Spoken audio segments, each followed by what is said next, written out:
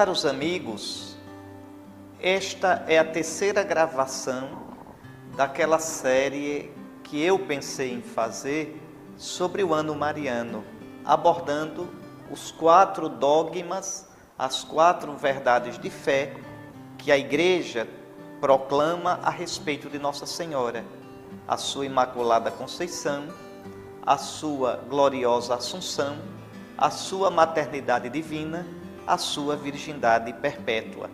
Nós já conversamos sobre a Imaculada Conceição e já falamos também sobre a maternidade divina. Agora gostaria de falar nesta gravação sobre a virgindade perpétua de Maria. Desde as origens da Igreja, os cristãos professam que Nossa Senhora concebeu virginalmente. E muito cedo também, já no final do século I, começo do século II, os cristãos foram crescendo na convicção de que Maria não somente é virgem, foi virgem antes do parto, mas também no parto e depois do parto. Observe que as Sagradas Escrituras nunca falam nos filhos de Maria, falam nos irmãos de Jesus. Nós vamos conversar já sobre eles, mas fala não em filhos de Maria. O único filho de Maria que nós conhecemos na Sagrada Escritura é Jesus, nosso Senhor.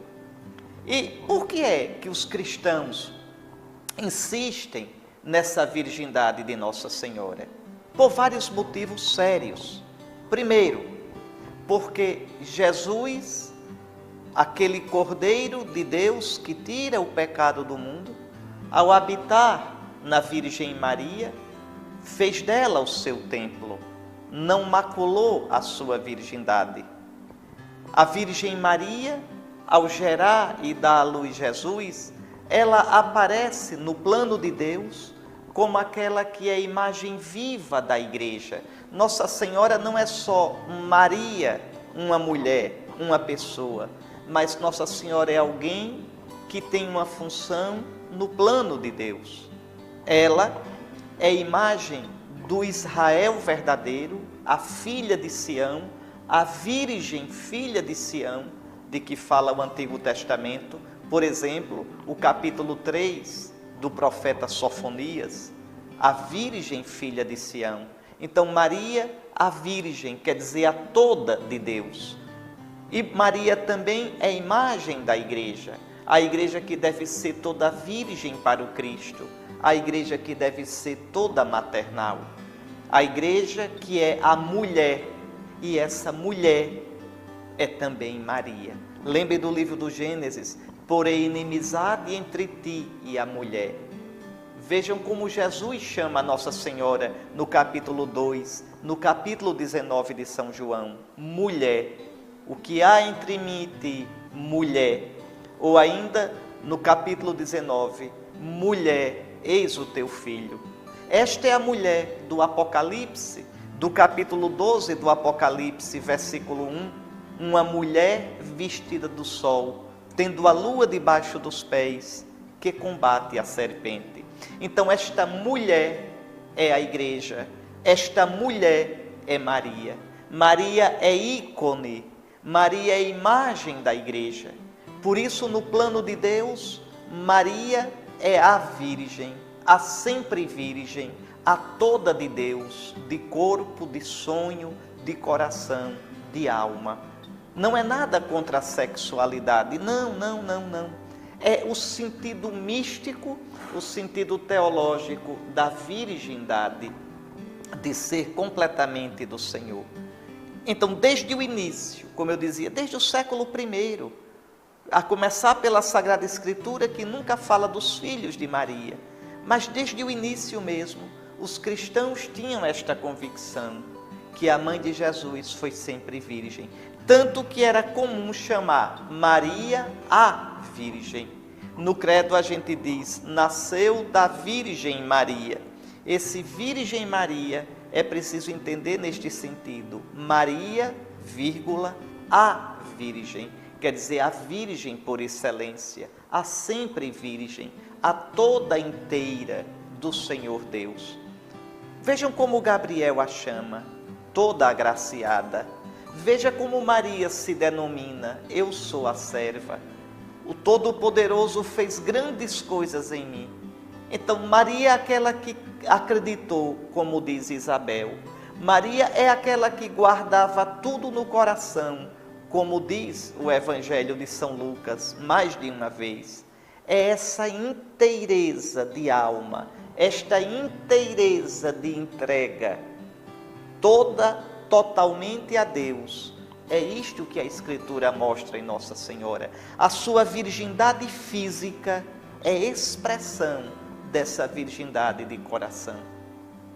Você pode dizer, mas na Sagrada Escritura existem elementos que deem alicerce, que justifiquem essa convicção da Igreja? Claro que existe, claro. Não é por acaso que os primeiros grandes doutores cristãos afirmaram essa virgindade. Santo Irineu, São João Crisóstomo, São Gregório de Nissa, Santo Atanásio, Santo Agostinho, Santo Ambrósio. Depois o 8º concílio ecumênico, o 3º de Constantinopla, dogmatizou isso, colocou como dogma mesmo, no ano 680 da nossa era. Maria é virgem antes, durante e depois do parto. Ora, primeiro o Evangelho de Mateus, no capítulo 1, a virgindade de Maria antes do parto. E é interessante que Mateus, no capítulo 1, versículo 25, cita Isaías: a virgem conceberá, a virgem dará à luz um filho, ao Deus conosco. Então a mãe de Deus, veja, virgem concebeu e virgem deu à luz. A virgem conceberá e dará à luz um filho. Essa passagem, essa aplicação que São Mateus fez da passagem de Isaías 7, foi motivando a Igreja a ver a virgindade perpétua de Maria. Depois também o capítulo 1 de São Lucas, a mesma coisa. São Lucas vai mostrar que Maria foi virgem antes de conceber. Mas eu citei Mateus, capítulo 1. Queria chamar a atenção do versículo 25.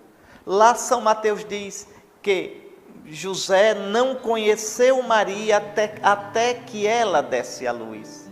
E aí as pessoas podem entender errado, podem compreender, olha, se José não conheceu Maria até que ela desse à luz, depois que ela deu, José conheceu. Não. Em grego, a expressão grega eos, até que, não quer dizer que depois que as coisas tinham mudado. Eu lhe dou um exemplo. Na primeira carta aos Coríntios, no capítulo 15, versículo 25, São Paulo diz, falando de Cristo: é preciso que ele reine até que tenha colocado todos os inimigos debaixo de seus pés. Até que. Depois que colocar os inimigos debaixo dos pés, vai deixar de reinar?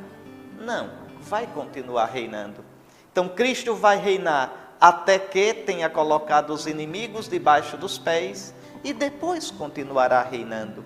Do mesmo modo, José não conheceu Maria até que ela desse à luz e depois também não a conheceu. É assim que a Igreja entendeu. O que eu quero dizer é que este até que de Mateus 1:25 não significa que depois que o comportamento de José mudou. Depois os irmãos de Jesus. A Escritura nunca diz que esses irmãos de Jesus são filhos de Nossa Senhora. Você sabe, na Sagrada Escritura o termo irmãos não diz somente a filhos do mesmo pai ou da mesma mãe. Irmãos significa, exprime qualquer parentesco. Lembre de Abraão e Ló. Abraão é tio de Ló. E no entanto Abraão diz, lá em Gênesis capítulo 13, versículo 8, nós somos irmãos. Diz a Ló isto. E não são irmãos, são tio e sobrinho. E há tantas outras passagens da Sagrada Escritura, do Antigo Testamento, que mostram na mentalidade semita, na mentalidade dos judeus a palavra irmão, usada para qualquer parentesco. Gênesis capítulo 29, versículos 12 e 15. Gênesis capítulo 31, versículo 23. O primeiro livro das Crônicas, no capítulo 23, versículos 21 a 23. Há o uso dessa palavra irmãos para todos os parentescos. Mesmo na língua grega, a língua do Novo Testamento, havia sim uma palavra para irmãos e uma palavra para primos, para parentes. Mas quem escreve é um judeu que pensa como judeu, que tem uma mentalidade semita e usa a palavra irmãos para todos os parentescos. Então, veja, não quer dizer que os irmãos de Jesus são filhos da Virgem Maria. A Escritura não diz isso. Aliás, se Jesus tivesse irmãos por parte de mãe, Jesus não teria deixado Maria com João, filho de Zebedeu. Está lá no capítulo 19, versículos 25 a 27 do Evangelho de São João. Jesus entrega sua mãe a um estranho, a um não parente, uma coisa inconcebível no âmbito do judaísmo, no âmbito semita. Por que Jesus faz isso? Porque não tinha irmãos de sangue, não tinha filhos, Maria não tinha outros filhos. Então a Escritura é clara.